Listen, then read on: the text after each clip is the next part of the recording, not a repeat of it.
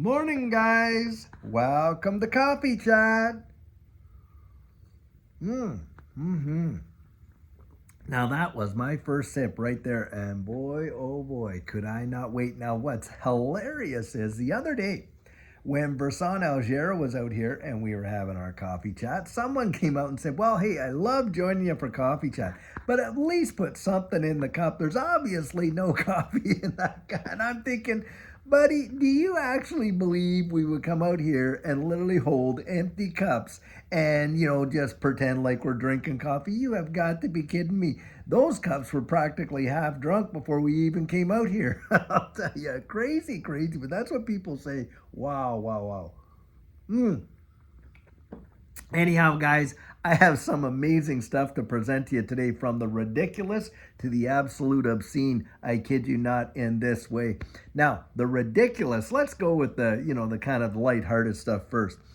Here I am reading this article today about how in San Francisco they have got police dressed up in blow-up chicken suits, literally. And to see the pictures, you got to read this article. I'm going to put it in here so you can read it for yourself. But needless to say, to catch speeders going through crosswalks. And of course, their rationale is, well, if they can't see a guy in a blow-up chicken suit, and then they're obviously really distracted. Now, I have no issues about, coming down on people speeding through crosswalks, because, hey, we all have kids and grandkids and whatnot, and we don't want our loved ones getting tagged by some idiot driving through a crosswalk at breakneck speeds, and I understand that. But the thing is this. Here you got San Francisco with a violent crime rate year over year, over 84% up, and the city has gone down so much. I remember visiting San Francisco. Beautiful, gorgeous, views downtown, of course, the bridge, the whole bit. And now it is not even safe in broad daylight to barely even walk down just a few streets, and the way in which people are being harassed and, assaulted and having things stole. In fact, there's been people that have been sitting outside having, their lunch at a cafe, with a restaurant there with some tables outside. And thugs have come along, literally ripped them off of the jewelry they have on their wrists and their fingers right there in broad daylight when they're having lunch. Obscene. But this is the kind of nonsense we get out of our when I say our representatives, civic because listen to this. They love to major on the minors. They love to major on the minors, so it looks like, oh, we're really doing something. But in actuality, when it comes to the reduction of, crime and violence and things like that, it is only getting worse, not better. And that's how another way they distract us, guys. They want us to major on the minors. Little itty bitty things like this that don't even matter. Now, this, of course, is just as ridiculous as can be, even though it may, in fact, help, to reduce speeders through crosswalks. But in action, and to employ, your police department there when you got some major violent situations happening around town that needs a greater police presence than it ever has before. Guys, this is where I say, we need to get out there and really start enforcing these people by, getting them right out of office that aren't out there genuinely representing what is good for you and I in our communities. That is for sure. And those folks, I really feel bad for them out there in San Francisco, because look, they're getting absolutely hammered when it comes to, taxation and on and on and on. And yet their tax dollars are not even going to really provide the safety and security that a city deserves to have from its leaders. That's at least how I'm looking at it. And, majoring on the minors is not helping one iota. And now listen to this right here. And this is getting more to the obscene. So job numbers come out and things like that. And do you realize that the percent that most U.S. consumers right now, the percentages of people that have confidence in where we are as an economy has absolutely fallen off the cliff. And why is that, guys? If things are so great, why, oh, why is that happening? Well, it's happening because the unemployment situation has gone ridiculous. And this is where we got all these fudged out numbers that they come out with.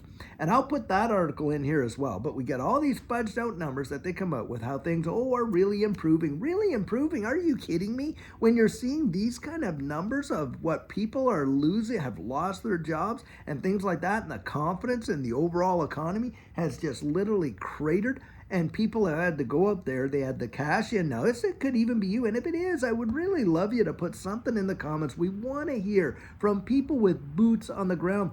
Look, if you've had, a good paying job like that, and you've since lost it, and now you're either unemployed or underemployed, look, not earning what you would deserve to get or should get because of the qualifications that you have, and you've had to take on 2-3 part-time jobs to make up for the one kind of thing that you lost. And if you had to dip into your 401k and cash some of that, or cash some other asset that you had just to make it. I mean, those are the kind of things that we really want to hear, right? Because that's genuine boots on the ground. I could care what anybody says, when they stump around, and they're having their campaign things, and we know the election cycle, and all of them are guilty of the same thing. Oh, how we've done such a great job, or when I was there, I did thus and such, and the ones that are in there now, oh, see, we turned it around. Just because you fudge the numbers in terms of the stats doesn't mean anything's really changed for the average Joe and average Jane. I'll tell you what, because when we go to the grocery store,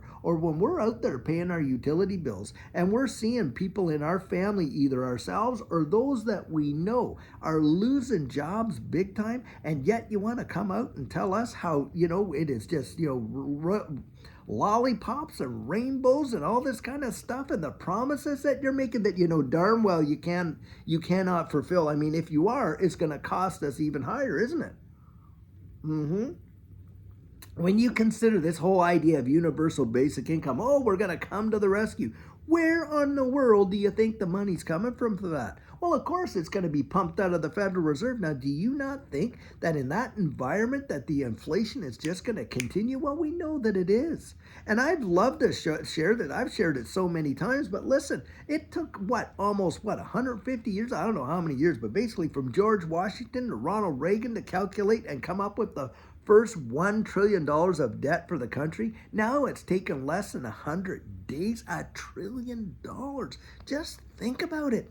And every year you're putting 4 or 5 more $1 trillion into the debt as you print this money like it's going out of style. And yet at the same time, you're lowering interest rates 50 basis points.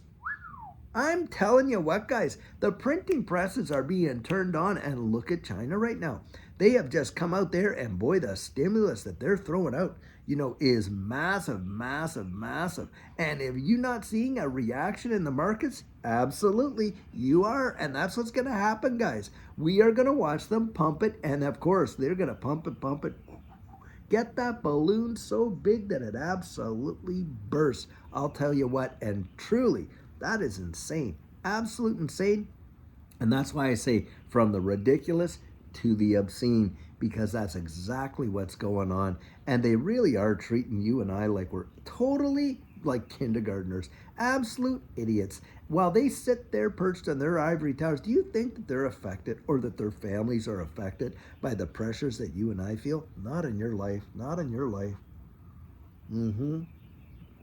And that's the whole deal. This is about keeping the powers that be in the seats that they're in, isn't it? It's all about that. I mean, come on, are you kidding me? Some of these people have been in office for 30, 40 years? And the policies, they've only enriched themselves. Like, how is it on any other, very, very rare is it that you enter a career, and maybe you entered into it, you're doing okay, but you walk out of it either a centimillionaire or even a billionaire. I mean, some of these people, they walked into office not even having $1 million of net worth, walk out of office into the hundreds of millions of dollars of net worth. It is absolutely pathetic what we are seeing. And the integrity, none. Come on. I mean, Gary Gensler's supposed to be out there before the House Financial Services Committee, or answering to Congress, his feet supposedly to the fire. Come on, guys. If we really believe, I don't believe this guy is going to be raked over one coal. In fact, it wouldn't surprise me if there was some internal investigation and we found out that, hey, he got all the answers and all the questions before he showed up to even ask and even inquire about anything that's gone on, because that's exactly what's happened in the past, guys, and I do not put it by them. The only thing they think about when they got caught in the past, because they have no shame, they're not going to feel bad about it. The only thing they think about, next time we have to be even more sneaky about how we do it. That's what they do. And they just keep their circle tighter, right? And all this kind of stuff. Meanwhile, they're doing the same lack of integrity baloney, just pulling a show over your eyes, my eyes, and just leading us down the garden path because it's our future, isn't it, that they're really destroying. It's our future and the future of our children, our grandchildren. Can you imagine what the debt's going to be by the time our grandchildren get out there where they're of the age where they can go out and start adding to this economy and their careers and stuff like that? Truly mind bending. Genuinely, if we'll even have an economy, if the whole thing hasn't blown to smithereens by that point. But guys, that is exactly what it is. And we're seeing this dog and pony show. It's truly ridiculous. And that's why it just kind of gets, it doesn't just rile you up. I don't know about you, but it just gets my blood boiling. Because realistically, when you see these people get out there and do that, and you're hearing their policy, oh yeah, we want to raise your capital gain tax. We want to raise your income. Oh, not only that, by the way, we want to introduce a new tax, and that is we want to tax you on unrealized capital gains. Holy macaroni. And you think, oh, well, that's only for the people that have big money up there. Are you kidding me? You don't think that trickles down and affects the rest of us? Absolutely. Look at any time you've seen a big tariff put on any importer, or you've seen, major devaluation in the dollar. What happens? Well, of course, retailers and everybody else, they put their prices up. Why? Because it costs more dollars to produce the same goods or bring them into the country. That cost gets passed on right down to who? You and me. You and me. It gets passed on to us because we are the ones that go out there and consume this stuff. We're the ones going out there and making this economy hum. It's not these people perched on their ivory towers that practically don't even pay for one meal because it's on the, hey, everything I do from the moment I get up and breathe my first breath to the time I go to sleep and on and on. The attitude is, oh, well, that's all government business, so, the people got to pay for that. And they get this sense of entitlement. But you and I, come on.